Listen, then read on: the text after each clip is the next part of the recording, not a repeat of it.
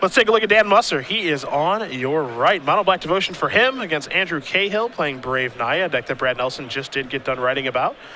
Selesnya Charm looks like it's going to come into play. We'll get our board state updated here for you guys in just a moment. Looks like we do probably need some Knight tokens out there. You see a Pack Rat token out there for Dan, along with a couple copies of Lifebane Zombie.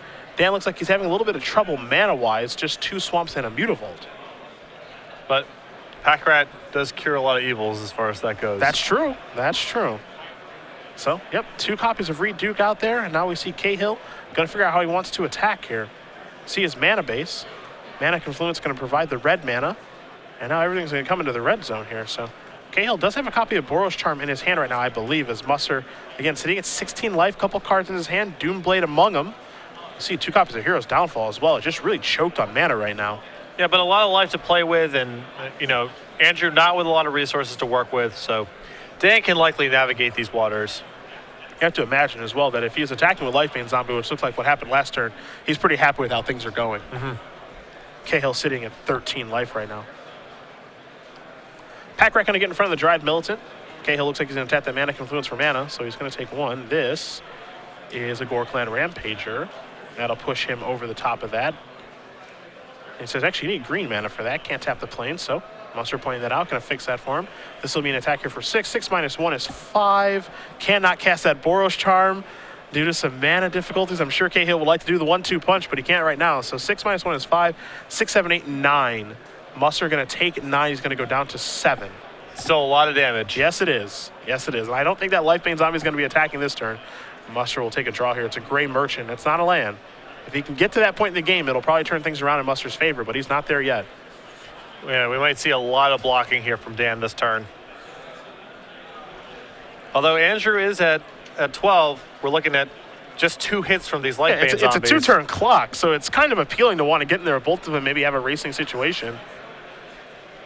You know, my Mutavault can play a little defense. I've got a Doomblade in my hand or a Hero's Downfall, so there's definitely some appeal to just saying, all right, let's go. Let me get in here. I think he's ultimately going to pump the brakes here. With his hand being this powerful, Andrew down to 1 card in his hand, you can afford to trade 1 for 1 quite a bit. Just don't kill yourself.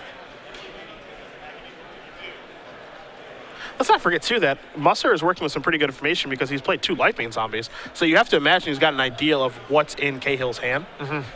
You don't know if he knows about the Boros Charm or not. That's Cahill's last card in his hand, but you have to imagine he's got a pretty good idea of, you know, what he had, what he doesn't have, what he has access to. We are also in the 3rd game of the match here, so I think Musser is really giving heavy consideration of, okay, I'll attack with both of my creatures, put you down to 6, and then I can go activate Mutavault, block something, and then Doomblade something if I need to.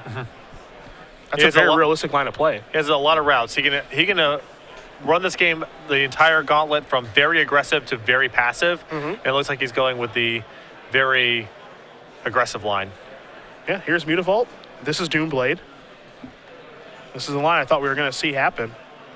And so with the way the math adds up here, Dried Militant will take him from 7 down to 5. Boros Charm will put him down to 1, but 1 is not none.